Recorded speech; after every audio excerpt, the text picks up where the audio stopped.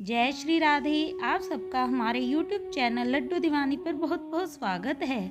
परम पूज्य हनुमान प्रसाद पोद्दार बाई जी कहते हैं, चीरहरण के प्रसंग को लेकर कई तरह की शंकाएं की जाती है, अतएव इस संबंध में कुछ विचार करना आवश्यक है। वास्तव में बात यह है कि सच्चिदानंद घन भगवान की दिव्य मधुर रसमयी लीलाओं का रहस्य जानने का सौभाग्य बहुत थोड़े लोगों को होता है।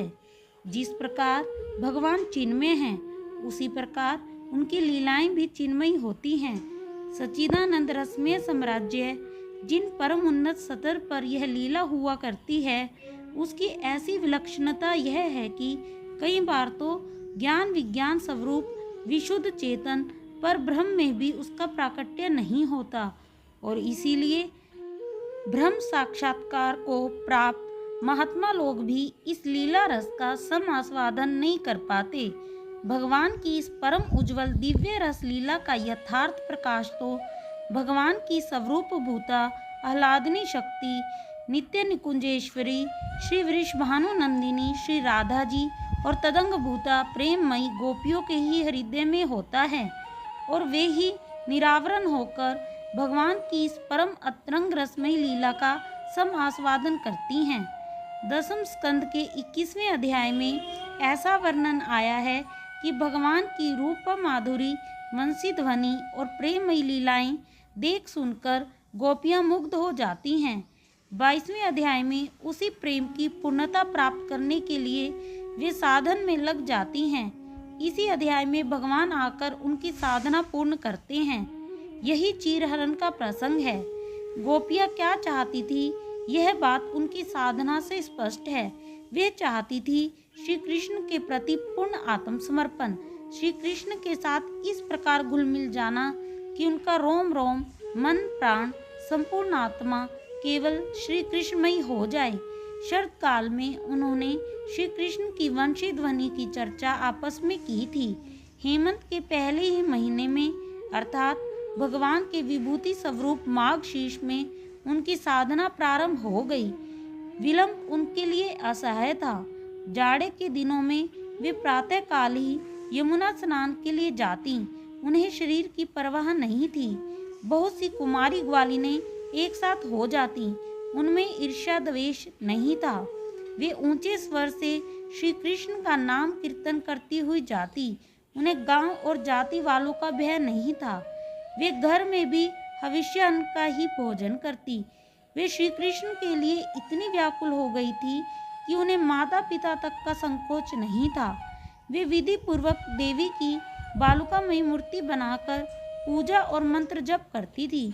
अपने इस कार्य को सर्वथा उचित और प्रशस्त मानती थी। एक वाक्य में उन्होंने अपना कुल, परिवार, धर्म, संकोच और व्यक्तित्व भगवान के चरणों में सर्वथा समर्पण कर दिया था। वे यही जपती रहती थी कि एकमात्र नंद नंदन ही हमारे प्राणों के स्वामी हों। श्री कृष्ण तो वस्तुतः उनके स्वामी थे ही, परंतु लीला की दृष्टि से उनके समर्पण में थोड़ी कमी थी। वे निरावरण रूप से श्री कृष्ण के सामने नहीं जा रही थी। उनमें थोड़ी झिझक थी। उनकी यही झिझक दूर करने के लिए उनकी साधना, उनका समर्पण पूर्ण करने के लिए उनका आवरण भंग कर देने की आवश्यकता थी। उनका यह आवरण रूप चीर हर लेना जरूरी था, और यही काम भगवान श्री कृष्ण ने किया। इसी के लिए वे योगेश्वरों के ईश्वर भगवान अपने मित्र ग्वाल बालों के साथ यमुना तट पर पधारे थे।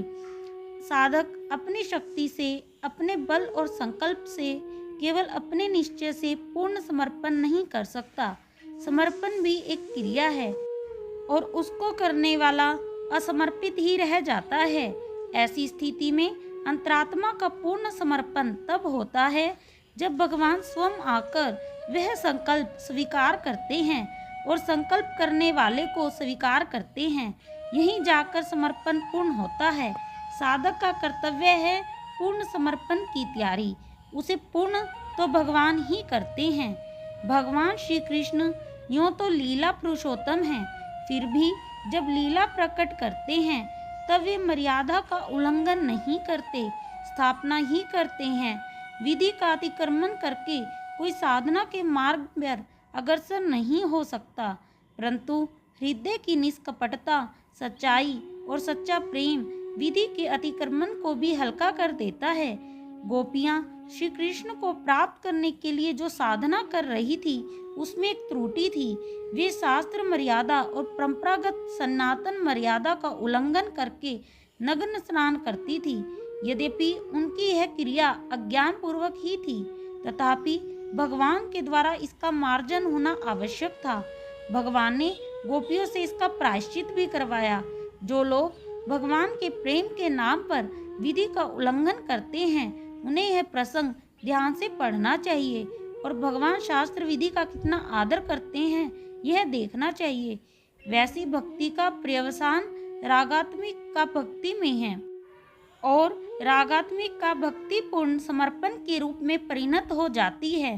गोपियों ने वैधि भक्ति का अनुष्ठान किया। उनका हृदय तो रागात्मिक का भक्ति से भरा हुआ था ही, अब पूर्ण समर्पण होना चाहिए। चीरहरण के द्वारा वही कार्य सुसंपन्न होता है।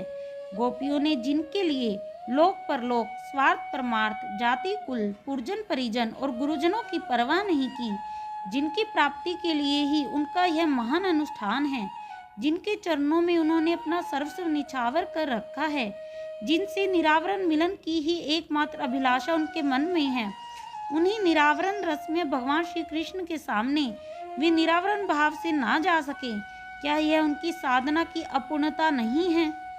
अवश्य है। और यह समझकर ही गोपियां निरावरण रूप से उनके सामने गई। श्री कृष्ण चराचर प्रकृति के एकमात्र अधीश्वर हैं। समस्त क्रियाओं के कर्ता, भोक्ता और साक्षी भी वे ही हैं। ऐसा एक भी व्यक्त या अव्यक्त पदार्थ नहीं है जो बिना किसी पर्दे के उनके सामने ना हो। वे ही सर्वव्यापक अंतर्यामी हैं। गोपियों के, गोपों के और निखिल विश्व के वे ही आत्मा हैं। उन्हें स्वामी, गुरु, पिता, माता, सखा, पति आदि के रूप में मानकर लोग उन्हीं की उपासना करते हैं। गोपियां उन्हें भगवान को यह जानते हुए कि ये ही भगवान हैं, ये ही योगेश्वर शराशरातीत पुरुषोत्तम हैं, पति के रूप में प्राप्त करना चाहती थी। श्रीमद् भागवत के 10वें स्कंद का श्रद्धा भाव से पाठ कर जाने पर यह बात बहुत स्पष्ट हो जाती है कि गोपियां श्री कृष्ण के वास्तविक स्वरूप को जानती थी, पहचानती थी।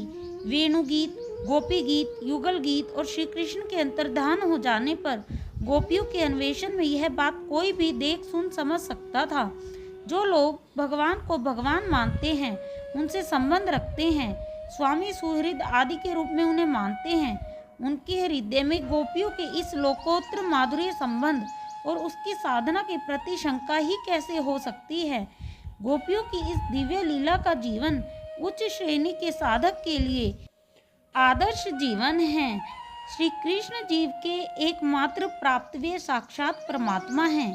हमारी बुद्धि, हमारी दृष्टि देह तक ही सीमित है, इसलिए हम श्री कृष्ण और गोपियों के प्रेम को भी केवल दैहिक तथा कामना कलुषित समझ बैठे हैं।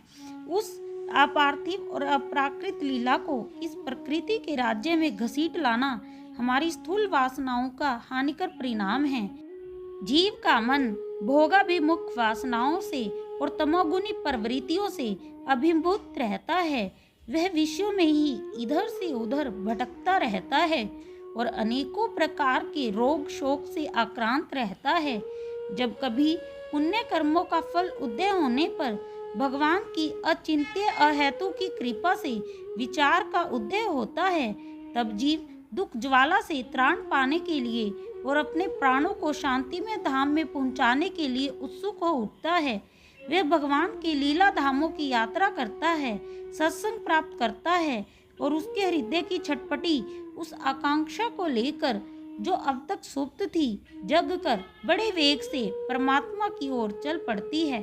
चिरकाल से विषयों का ही अभ्यास होने के कारण बीच बीच में विषयों के संस्कार उसे सताते हैं और बार बार विक्षेपों का सामना करना पड़ता है, परंतु भगवान की प्रार्थना, कीर्तन, स्मरण, चिंतन करते करते मन सरस होने लगता है और धीरे धीरे उसे भगवान की सन्निधि का अनुभव भी होने लगता है। थोड़ा सा रस का अनुभव होते ही चित्त बड़े वेग से अंतर्देश में प्रवेश कर जाता है और भगवान मार्गदर्शक के रूप में संसार सागर से पार ले जाने वाली नाव पर केवट के रूप में अथवा यूँ कहें कि साक्षात चित्त स्वरूप गुरुदेव के रूप में प्रकट हो जाते हैं। ठीक उसी क्षण अभाव, अपूर्णता और सीमा का बंधन नष्ट हो जाता है। विशुद्ध आनंद, विशुद्ध ज्ञान की अनुभूति होने लगती है। गोपियाँ जो अभी अभी साधन सिद्ध होकर भगवान की अतरंग लीला में प्रविष्ट होने वाली हैं, चिरकाल से श्री कृष्ण के प्राणों में अपने प्राण मिला देने के लिए उत्कंठित हैं, सिद्धि लाभ के समीप पहुंच चुकी हैं, अथवा जो नित्य सिद्ध होने पर भी भगवान की इच्छा के अनुसार उसकी दिव्य लीला में सहयोग प्रदान कर रही हैं। उनमें हृदय के समस्त भावों के एकांत ज्ञाता श्री कृष्ण बांसुरी बजाकर उन्हें आकृष्ट करते हैं और जो कुछ उनके हृदय में बचे खुचे पुराने संस्कार हैं, मानो उन्हें धो डालने के लिए साधना में लगाते हैं। उनकी कितनी दया है, वे अपने प्रेमियों से कितना प्रेम करते हैं, यह सोचकर चित्त मुग्ध हो जाता है, गदगद हो जाता है। श्री कृष्ण गोपियों के वस्त्रों के रूप में उनके समस्त संस्कारों के आवरण अपने हाथ में लेकर पास ही कदम के वृक्ष पर चढ़कर बैठ गए। गोपियां जल में थी, वे जल में सर्वव्यापक सर्वदर्शी भगवान श्री कृष्ण से मानो अपने को गुप्त समझ रही थी। वे मानो इस तत्व को भूल गई थी कि श्री कृष्ण जल में ही नहीं है, स्वयं जल स्वरूप भी वे ही हैं। उनके पुराने संस्कार श्री कृष्ण के सम्मुख जाने में बाधक हो रहे थे। वे श्री कृष्ण के लिए सब कुछ भूल गई थी, परंतु अब तक अपने को नहीं भूली थी। वे चाहती थी केवल श्री कृष्ण को, परंतु उनके संस्कार बीच में एक पर्दा रखना चाहते थे। प्रेम प्रेमी और प्रियतम के बीच में एक पुष्प का भी पर्दा नहीं रखना चाहता। प्रेम की प्रकृति है सर्वथा व्यवधान रहित, अबाध और अनंत मिलन। जहाँ तक अपना सर्वस्व इसका विस्तार चाहे जितना हो, प्रेम की ज्वाला में भस्म नहीं कर दिया जाता, वहाँ तक प्रेम और समर्पण दोनों ही अपूर्ण रहते हैं। इसी अपूर्णता को दूर करते हुए शुद्ध भाव से प्रसन्न हुए श्री कृष्ण ने कहा कि मुझसे अनन्य प्रेम करने वाली गोपियों, एक बार, केवल एक बार अपने सर्वस्व को और अपने को भी भूलकर मेरे पास आओ तो सही। तुम्हारे हृदय में जो अव्यक्त त्याग है उसे एक क्षण के लिए व्यक्त तो करो। क्या तुम मेरे लिए इतना भी नहीं कर सकती हो? गोपियों ने मानो कहा, श्री कृष्ण, हम अपने को कैसे भूलें? हमारी जन्म जन्म की धारणाएं भूलने दें, तब ना। हम संसार के अगाध जल में आकंठ मगन हैं। जाड़े का कष्ट भी है, हम आना चाहने पर भी नहीं आ पाती। श्याम सुंदर, हे प्राणों के प्राण, हमारा हृदय तुम्हारे सामने उन्मुक्त है। हम तुम्हारी दासियां हैं, तुम्हारी आज्ञाओं का पालन करेंगी, परंतु हमें निरावरण करके अपने सामने मत बुलाओ। साधक की यह दशा, भगवान को चाहना और साथ ही संसार को भी ना छोड़ना, संस्कारों में ही उलझे रहना, माया के पर्दे को बनाए रखना, बड़ी दुविधा की दशा है। भगवान यही सिखाते हैं कि संस्कार शून्य होकर, निरावरण होकर, माया का पर्दा हटाकर आओ, मेरे पास आओ। अरे, तुम्हारा यह मोह का पर्दा तो मैंने ही छीन लिया है। तुम अब इस पर्दे के मोह में क्यों पड़ी हो? यह पर्दा ही तो परमात्मा और जीव के बीच में बड़ा व्यवधान है। यह हट गया, बड़ा कल्याण हुआ। अब तुम मेरे पास आओ, तभी तुम्हारी चिर संचित आकांक्षाएं पूरी हो सकेंगी। परमात्मा श्री कृष्ण का यह आह्वान, आत्मा के आत्मा परम प्रियतम के मिलन का मधुर आमंत्रण, भगवत कृपा से जिसके अंतर्देश में प्रकट हो जाता है, वह प्रेम में निमग्न होकर, सब कुछ छोड़कर, छोड़ना भी भूलकर प्रियतम श्री कृष्ण के चरणों में दौड़ आता है। फिर ना उसे अपने वस्त्रों की सुधि रहती है और ना लोगों का ध्यान, ना वह जगत को देखता है, ना अपने को। यह भगवत प्रेम का रहस्य है। विशुद्ध और अनन्य भगवत प्रेम में ऐसा होता ही है। गोपियां आई, श्री कृष्ण के चरणों के पास मुख भाव से खड़ी हो गई। उनका मुख लज्जावनत था। यदि किंचित संस्कार से श्री कृष्ण के पूर्ण आभिमुख्य में प्रतिबंधक हो रहा था। श्री कृष्ण मुस्कुराए। उन्होंने इशारे से कहा, इतने बड़े त्याग में यह संकोच कलंक है। तुम तो सदा निष्कलंका हो। तुम्हें इसका भी त्याग, त्याग में भाव का भी त्याग, त्याग की स्मृति का भी त्याग करना होगा। गोपियों की दृष्टि श्री कृष्ण के मुख कमल पर पड़ी। दोनों हाथ अपने आप जुड़ गए और सूर्यमंडल में विराजमान अपने प्रियतम श्री कृष्ण से ही उन्होंने प्रेम की भिक्षा मांगी। गोपियों के इसी सर्वस्व त्याग ने, इसी पूर्ण समर्पण ने, इसी उच्चतम आत्म विस्मृति ने उन्हें भगवान श्री कृष्ण के प्रेम से भर दिया। वे दिव्य रस के अलौकिक अप्राकृत मधु के अनंत समुद्र में डूबने उतरने लगी। वे सब कुछ भूल गई, भूलने वाले को भी भूल गई। उनकी दृष्टि में अब श्याम सुंदर थे, बस केवल श्याम सुंदर थे। जब प्रेमी भक्त आत्म विस्मृत हो जाता है तब उसका दायित्व प्रियतम भगवान पर होता है। अब मर्यादा रक्षा के लिए गोपियों को तो वस्त्र की आवश्यकता थी नहीं, क्योंकि उन्हें जिस वस्तु की आवश्यकता थी वह मिल चुकी थी। परंतु श्री कृष्ण अपने प्रेमी को मर्यादाच्युत नहीं होने देते।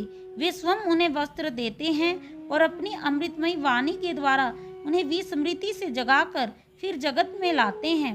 श्री कृष्ण ने कहा, गोपियों, तुम सती साध्वी हो।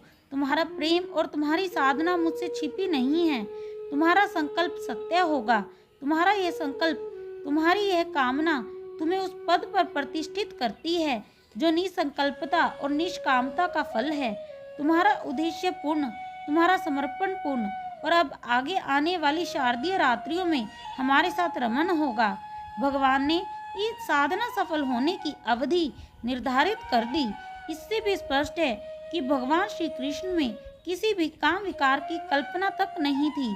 कामी पुरुष चित वस्त्रहीन स्त्रियों को देखकर एक क्षण के लिए भी कब वश में रह सकता है। एक बात बड़ी विलक्षण है, भगवान के सम्मुख जाने के पहले जो वस्त्र समर्पण की पूर्णता में बाधक हो रहे थे, विक्षेप का काम कर रहे थे, वे ही भगवान की कृपा, प्रेम, सानिध्य और वरदान प्राप्त होने के पश्चात प्रसाद स्वरूप हो गए। इसका कारण क्या है? इसका कारण है भगवान का संबंध। भगवान ने अपने हाथ से उन वस्त्रों को उठाया था और फिर उन्हें अपने उत्तम अंग कंधे पर रख लिया था। नीचे के शरीर में पहनने की साड़ियाँ भगवान के कंधे पर चढ़कर उनका संस्पर्श पाकर कितनी अप्राकृत रसात्मक हो गई, कितनी पवित्र कृष्णमयी हो गई, इसका अनुमान कौन लगा सकता है। असल में यह संसार तभी तक बाधक और विक्षेपजनक है जब तक यह भगवान से संबंध और भगवान का प्रसाद नहीं हो जाता। उनके द्वारा प्राप्त होने पर तो यह बंधन ही मुक्ति स्वरूप हो जाता है। उनके संपर्क में जाकर माया विशुद्ध विद्या बन जाती है। संसार और उसके समस्त कर्म अमृत में आनंद रस से परिपूर्ण हो जाते हैं। तब बंधन का भय नहीं रहता। कोई भी आवरण हमें भगवान के दर्शन से वंचित नहीं रख सकता। नर्क नहीं रहता। भगवान का दर्शन होते रहने के कारण वह वैकुंठ बन जाता है। इस स्थिति में पहुंचकर भी बड़े बड़े साधक प्राकृत पुरुष के समान आचरण करते हुए से दिखते हैं। भगवान श्री कृष्ण की अपनी होकर गोपियां पुनः वे ही वस्त्र धारण करती हैं, अथवा श्री कृष्ण वे ही वस्त्र धारण कराते हैं। परंतु गोपियों की दृष्टि में अब ये वस्त्र वे वस्त्र नहीं हैं।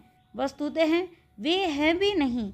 अब तो ये दूसरी ही वस्तु हो गई हैं। अब तो ये भगवान का पावन प्रसाद है।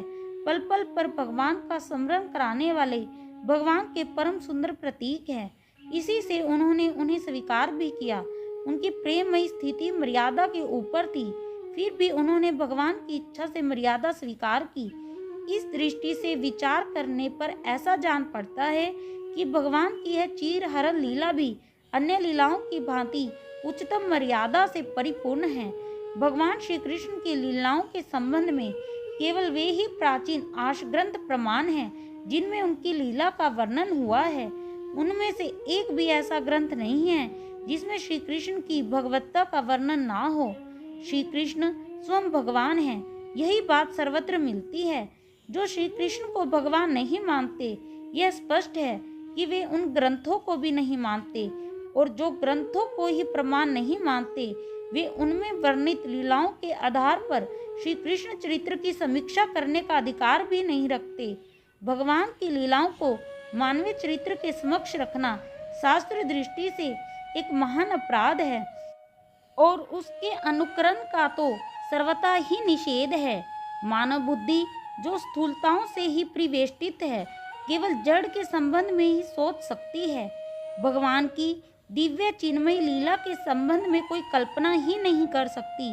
वह बुद्धि स्वयं ही अपना उपहास करती है, जो समस्त बुद्धियों के प्रेरक और बुद्धियों से अत्यंत परे रहने वाले परमात्मा की दिव्य लीला को अपनी कसौटी पर कसती है। हृदय और बुद्धि के सर्वथा विपरीत होने पर भी यदि थोड़ी देर के लिए मान लें कि श्री कृष्ण भगवान नहीं थे या उनकी यह लीला मानवीय थी, तो भी तर्क और युक्ति के सामने ऐसी कोई बात नहीं टिक पाती जो श्री कृष्ण के चरित्र में लांछन रूप हो। श्रीमद् भागवत का पारायण करने वाले जानते हैं कि ब्रज में श्री कृष्ण ने केवल 11 वर्ष की अवस्था तक ही निवास किया था। यदि रासलीला का समय 10वां वर्ष माने तो 9वें वर्ष में ही चीरहरण लीला हुई थी। इस बात की कल्पना भी नहीं हो सकती कि 8-9 वर्ष के बालक में कामोत्तेजना हो सकती है। गांव की ग्वालिनी, जहां वर्तमान काल की नागरिक मनोवृत्ति नहीं पहुंच पाई है, एक 8-9 वर्ष के बालक से अवैध संबंध करना चाहे और उसके लिए साधना करे, यह कदापि संभव नहीं दिखता। उन कुमारी गोपियों के मन में कलुषित वृत्ति थी। यह वर्तमान कलुषित मनोवृत्ति की उतंकना है। आजकल जैसे गांव की छोटी छोटी लड़कियां राम सा वर और लक्ष्मण सा देवर पाने के लिए देवी देवताओं की पूजा करती हैं, वैसे ही उन कुमारियों ने भी परम सुंदर परम मधुर श्री कृष्ण को पाने के लिए देवी पूजन और व्रत किए थे। इसमें दोष की कौन सी बात है? आज की बात निराली है। भोग प्रधान देशों में तो नगन संप्रदाय और नगन स्नान के क्लब भी बने हुए हैं। उनकी दृष्टि इंद्रिय तृप्ति तक ही सीमित है। भारतीय मनोवृत्ति इस उत्तेजक एवं मलिन व्यापार के विरुद्ध है। नगन स्नान एक दोष है जो पशुत्व को बढ़ाने वाला है। शास्त्रों में इसका निषेध है।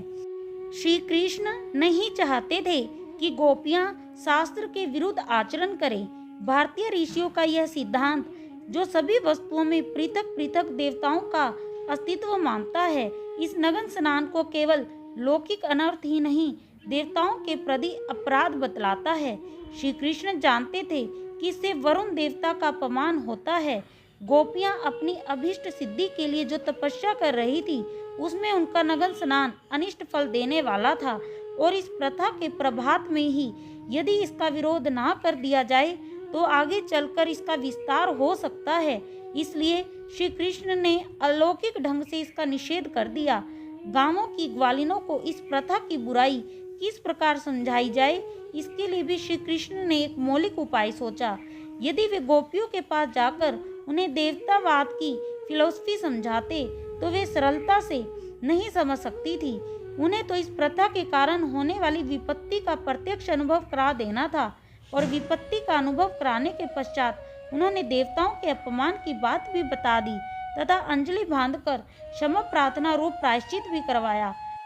आध्यात्मवादी श्री कृष्ण को आत्मा के रूप में देखते हैं और गोपियों को वृत्तियों के रूप में। वृत्तियों का आवरण नष्ट हो जाना ही चीरहरण लीला है और उनका आत्मा में रम जाना ही रास है। इस दृष्टि से भी समस्त लीलाओं की संगति बैठ जाती है। भक्तों की दृष्टि से गोलोक अधिपति पूर्णतम पुरुषोत्तम भगवान श्री कृष्ण का यह सब नित्य लीला विलास है और अनादि काल से अनंत काल तक यह नित्य चलता रहता है। कभी कभी भक्तों पर कृपा करके वे अपने नित्य धाम और नित्य सखा सहचरियों के साथ लीला धाम में प्रकट होकर लीला करते हैं और भक्तों के स्मरण चिंतन तथा आनंद मंगल की सामग्री प्रकट करके पुनः अंतर्धान हो जाते हैं। साधकों पर किस प्रकार कृपा करके भगवान उनके अंतर्मल को और अनादि काल से संचित संस्कार पट को विशुद्ध कर देते हैं, यह बात भी इस चीरहरण लीला से प्रकट होती है। भगवान की लीला रहस्यमयी है। उसका तत्व केवल भगवान ही जानते हैं और उनकी कृपा से उनकी लीला में प्रविष्ट भाग्यवान भक्त कुछ कुछ जानते हैं। जय श्री राधे, जय श्री कृष्णा, जय कुंज बिहारी श्री हरिदास।